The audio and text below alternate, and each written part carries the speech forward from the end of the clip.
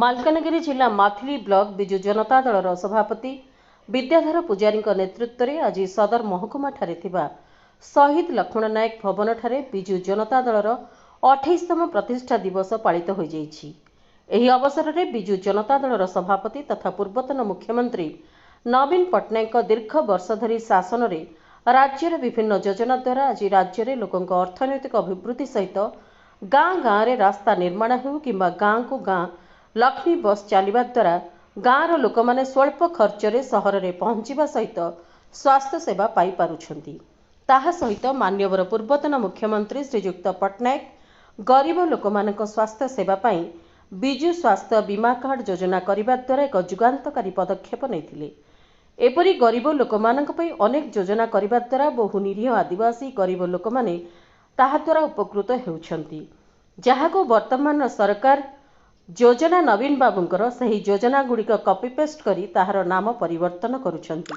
सबुठारु बड़ कथा हेउची नवीन बाबू मालकानगिरी को प्राथमिकता देई राज्य सरकारंकर जेकोसी योजना हेउ एही मालकानगिरी जिल्लारू आरंभ करने सहित विच्छिन्नांचल को स्वाभिमान अंचल रे नाम परिवर्तन करने सहित मालकानगिरी जिला सदर महकुमारे उड़ाजहाज पड़िया निर्माण करी एक जुगान्तकारी पदक्षेप नैछंती।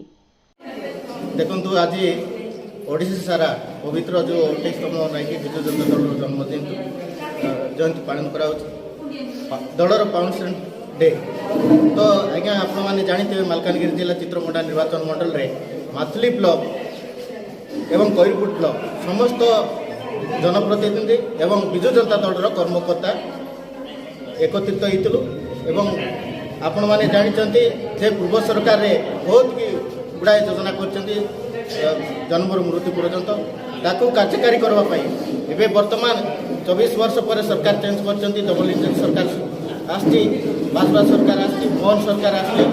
आज्ञा आपण मैंने जानीपारे सरकार कौन सी योजना करना पूर्व सरकार जो रंगमरा चलुଛି तेणु लोक मान प्रतिश्रुति प्रतारणा कर मैंने जानीपारे जे प्रतिश्रुति तिला या जनसाधारण भोटर्स भाई मानकर जे बुढ़ा बुढ़ी भत्ता 3000 रु 3500 टंका करू बोलिकी से योजना कुआड़े गला।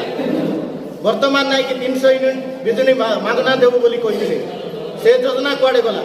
जे पूर्व सरकार माननीय मुख्यमंत्री जितेबाला थिले नवीन पट्टनायक जे लोक जी योजना कर सरकार कार्यकारी काली रंग बदलैवा एवं ना चेंज करवा एटा बोधे आम पूर्वतन मुख्यमंत्री तथा दलर सुप्रीमो श्रीजुक्त नवीन पट्टनायक महोदय जे नेम चेंजर एवं गेम चेंजर जो कहते सेटा को ओडिशावासी एवं जनसाधारण जानी सारे एवं आगामी दिन में 2027 रे पंचायत राज इलेक्शन रे जनसाधारण तार उचित जवाब देवे एवं आमर पूर्व सरकार नवीन पट्टनायक सरकार जो सरकार अच्छी 2029 रे समस्ते ओडिशावासी जानी सारे जे आउ थे पुनर्बार नहीं कि ओडिशा नवीन पट्टनायक सरकार गठन हम एटा समस्त गोटे प्रतिबद्ध एवं संकल्प।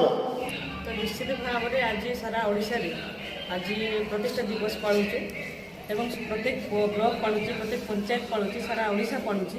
तो निश्चित भाव में समस्ते आज उपस्थापन रखिले निज निज मंतव्य रखिले। तो आमर बिजु जनता दल गोटे आंचलिक दल केमती सक्रिय है केमती तार आज 28 वर्ष पदार्पण करुच्ची।